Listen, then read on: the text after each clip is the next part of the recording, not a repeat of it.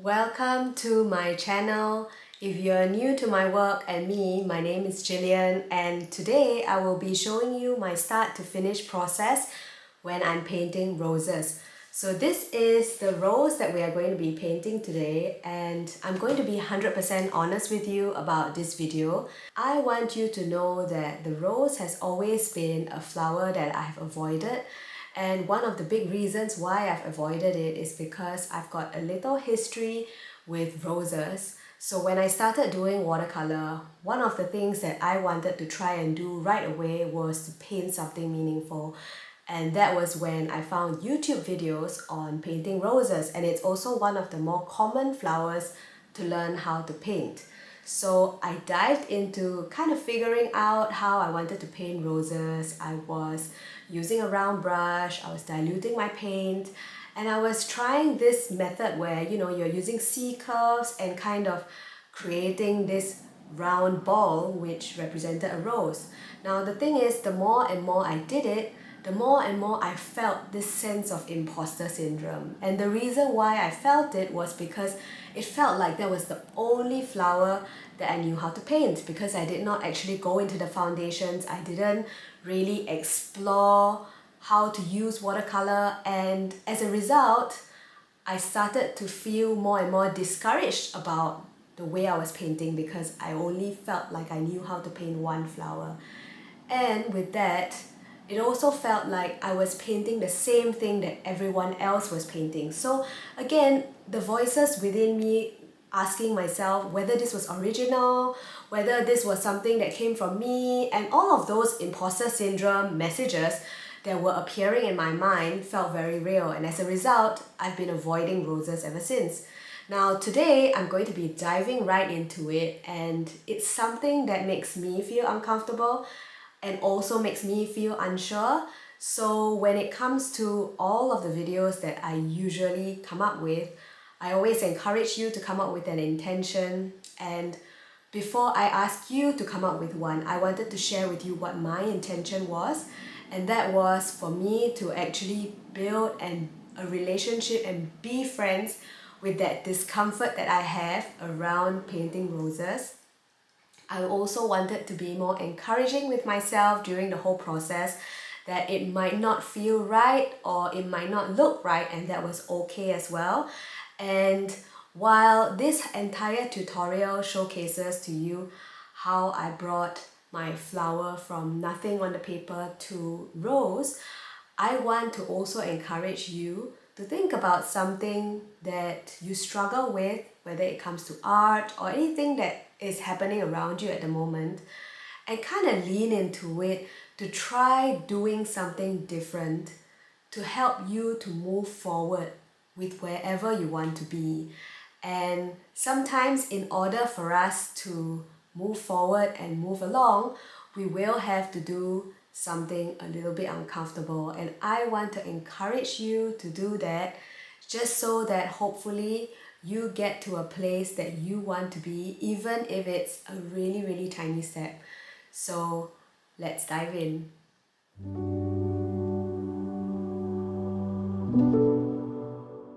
Hello and welcome to another episode where we are painting something from the Flower Color Guide. My name is Jillian, and I'm excited to have you paint together with me. So what we're going to be doing today is we are going to be painting something that is outside of my comfort zone. Now, even as an experienced watercolor artist, I do have flowers that I tend to avoid or I don't do so much of. And one of them is actually roses. So recently, my friend Emma Lefay from her channel did roses using a flat brush.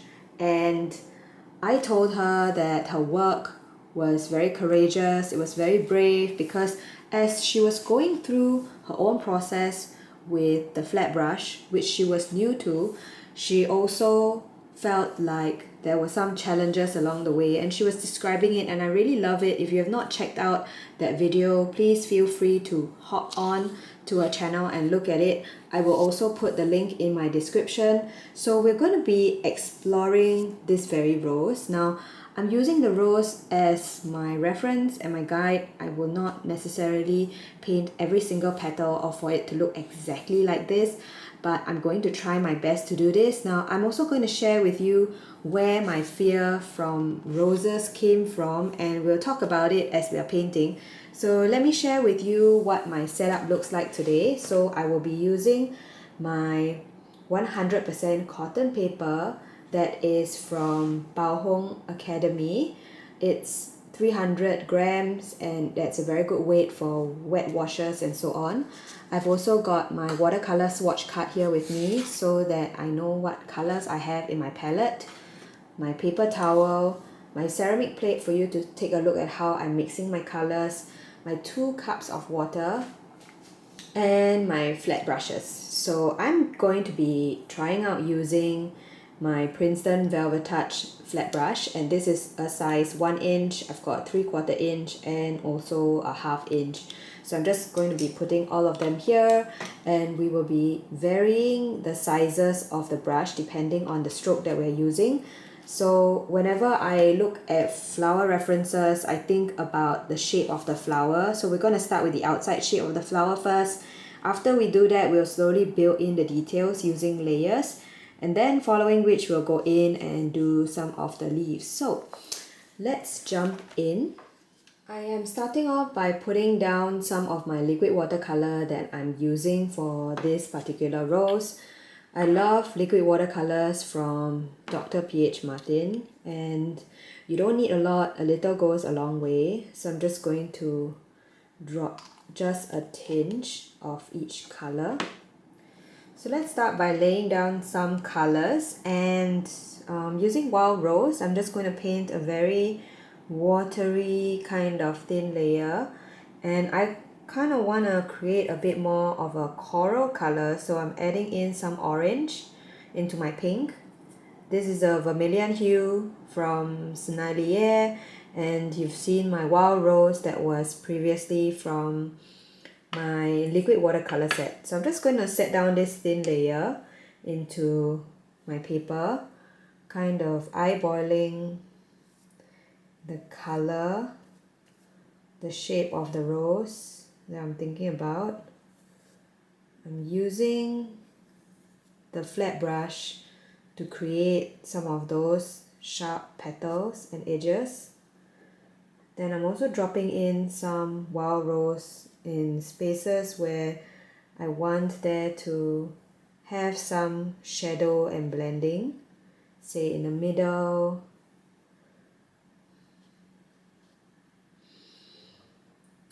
So I'm not a big fan of roses because that was where I started painting. I always felt like everyone was painting some kind of rose, and it made me feel like I was not creating something that was unique to me or that I could do. So then I kind of stopped painting roses.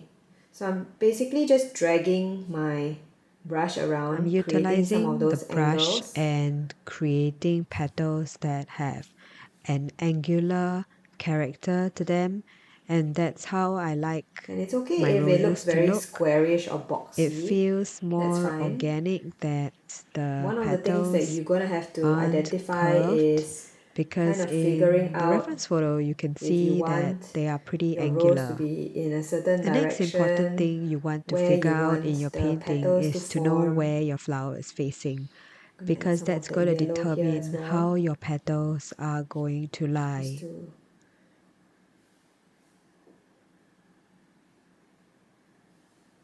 My paint is still wet, so I'm taking the opportunity to add darker tones to fill in some shadows and basically try and define certain parts of the rose.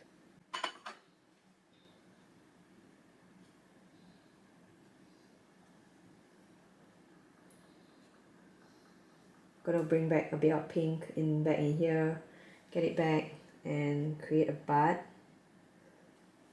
which I see around here.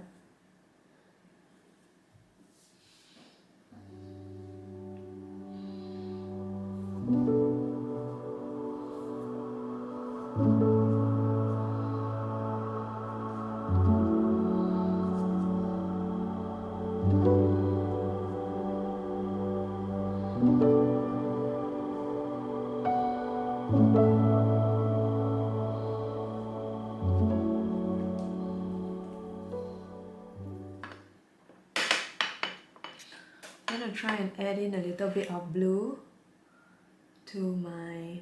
So this is a indigo, and I've added it to my pink and it neutralizes it, creating this nice cool shadow. I'm going to use this cool shadow color to add to my centers where I want the centers to be and where I want some of the shadows. And next I'm going to wait for it to dry, and while waiting for it to dry I'm just going to switch my brush down to a 3/4 inch to create my green leaves. So I'm grabbing chrome oxide and putting it down here. I'm going to take some of my pink mixture in as well so that my green doesn't look so stark or different to my current painting. So there are already parts of this painting that I'm not really pleased about, but I'm just taking up this challenge that Emma demonstrated during the YouTube series that she did. I really admired how she just went with it. She was not sure what she was doing and she just tried, and I think that so many more of us need to model that, even if we've been watercoloring for some time. And the reason is that, you know, when we are out of our comfort zone, we'll definitely experience different feelings, and I think acknowledging that some of these feelings happen is very powerful. So I'm just using my brush and flicking away, creating some of these leaves that I see. I want it to have this nice edgy kind of look. I'm also adding in some of my new favorite color, which is cobalt blue here. Now, some of the greens also had some brown in it, so I'm just going to add a bit of that as well so that you get some depth because it's not consistent. And the thing about the rose stem is it's thorny, so you also want to have it a little jagged. There are quite many leaves in this one.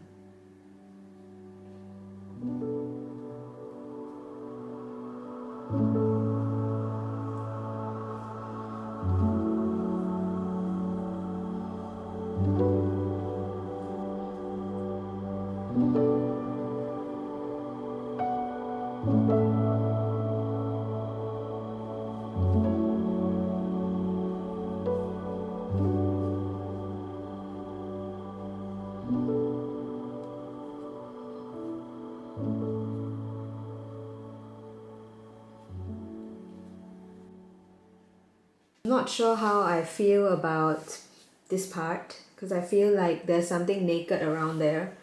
Something is missing, but I'm not sure how to peg it, and I think that it's probably lacking stems from up there, so I'm going to just drag my brush down and kind of create some of those stems. At the same time, I'm going to add a couple of leaves as well.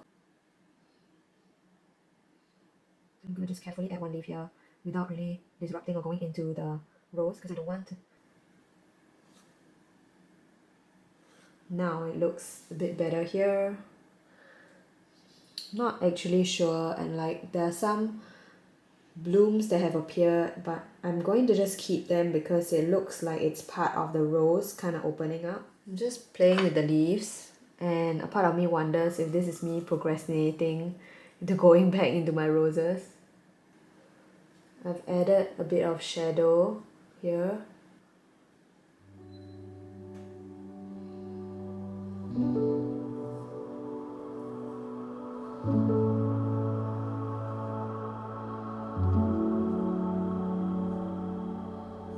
Just kind of... So this is the scary part now, the layering, and I'm just gonna go for it where I see shadows forming, and the easiest is here where I see that there's a shadow here connecting that part of the flower. I'm gonna soften it out here.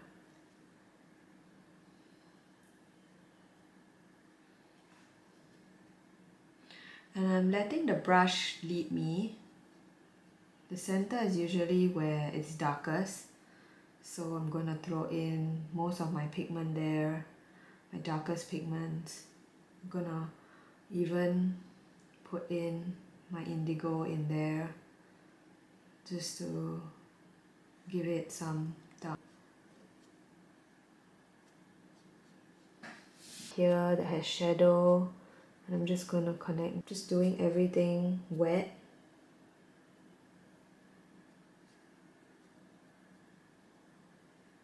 And right now you can't see me, but I'm standing up to paint because I think it allows me to get that perspective from top down. I don't get that kind of perspective when I'm sitting. It's definitely harder to kind of find my way if I'm sitting. So I'm pulling out another petal here.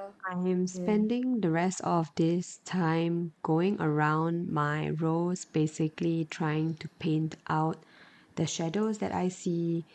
I'm also I'm also blending mindful it that out and the softening the edges. flower I'm has adding in some smaller and wild smaller rose pink. petals on the I'm inside. also adding So I'm just in gonna grow that some darker out, purples so that there's a variation. And what I really love about my rose at the moment is that I spreading out like have an wildfire. undertone of yellow. So you can see some of that yellow color peeking through the shadows. Then I'm going down to my next rose at the bottom. And here my rose is slightly opening up. There's a couple of petals that are peeling open. So I want to showcase that and create that shadow. With the buds, because they are in a distance, I try not to add too much detail to them, just a few lines to indicate that there are one or two petals.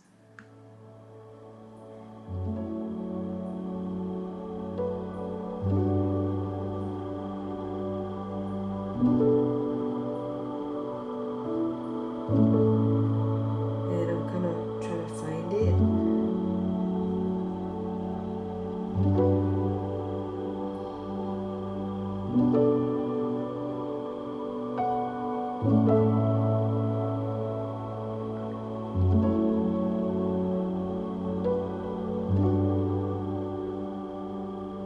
Sienna with wild rose, and it creates this beautiful kind of dusty. I'm just gonna go back in here. Now that I've worked Add a with bit my more shape. midtones, I'm starting to go in and work on my darker values. This is going to help to define the petals, the shadows a lot better. And it's also the part where you get to see the rose really come to life. So throughout this painting, you would see that I've been working with my 1/2 inch flat brush, and I have been rotating the brush using various angles, sometimes the corner, sometimes I'm using the edge, and sometimes I'm using the side. And this allows me to get a variety of shapes. Now, my preference with painting with the flat brush is that it gives me a lot of organic, geometrical looking shapes in my flowers, which is something that I really like. If you are interested in learning how to use the flat brush with painting, I provide all the different skills and tools in my mini recorded workshop called No Formula Florals, where I would take you through how I use the flat brush when it's used in painting loose florals. And apart from the flat brush, we will also be covering brushes like the filbert brush, the round brush, and so on. And this would also give you the ability to understand the power of using your brush and understanding the shape that it makes so that you can use a brush to work for you in your paintings. I'll put the link to my workshop in the description below, so feel free to check it out if you think that this might be something that you're interested in. Now, the next thing I'm working on is the leaves, and I'm also adding darker values to the leaves because I want to balance out the painting. I see that the rose really stands out right now, and the leaves look a little bit faded. So, in order for me to ensure that parts of the leaves also stand out, I'm starting to darken certain areas. I might be adding darker values and shadow, and you can see that I'm also glazing over certain leaves. Sometimes I would soften the edge by adding water and glazing over the entire leaf, so that allows me to darken the entire leaf. And this is a great technique to use, especially when there are certain parts that you feel are washed out and you want to add more depth to the painting.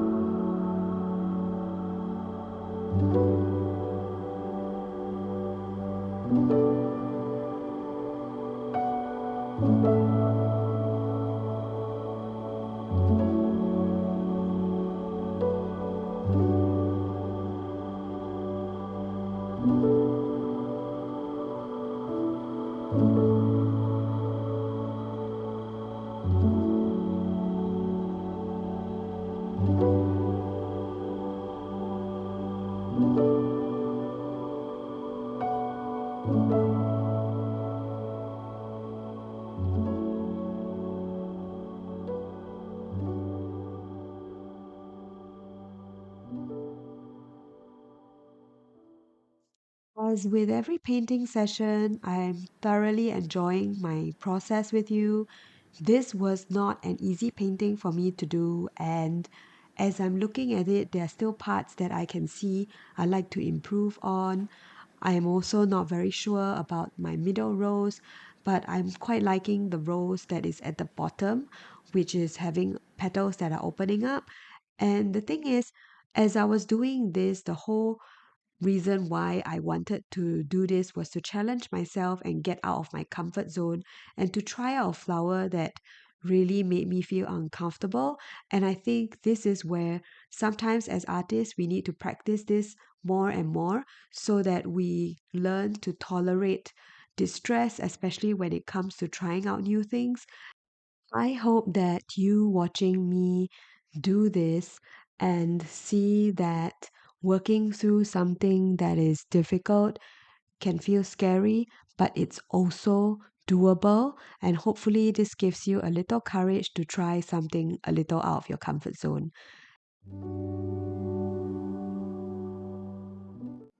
Today, we painted something that was outside of my comfort zone, and while that felt difficult in the beginning, I did feel like I continued to gain momentum as I started to break down and simplify the different shapes in the flower, and it also gave me the opportunity to put into practice all the different techniques that I knew already about watercolor, so this made the flower less scary for me as I continued as well. That being said, I also felt like while I was going through the ugly beginning and so on, there was a lot more areas that I would have wanted to improve in. And this is where I also shared kindness to myself and remind myself that this is part of the journey of being an artist. So today, one of the things that I would like to encourage you to do would be to try something that is slightly out of your comfort zone so that it gives you a slight boost or a push to help you to try something new. I look forward to seeing you again in my channel. If you've got any questions, remember you can leave it in the comments and I'll be happy to help you and we can definitely connect from there. I'll see you again next week.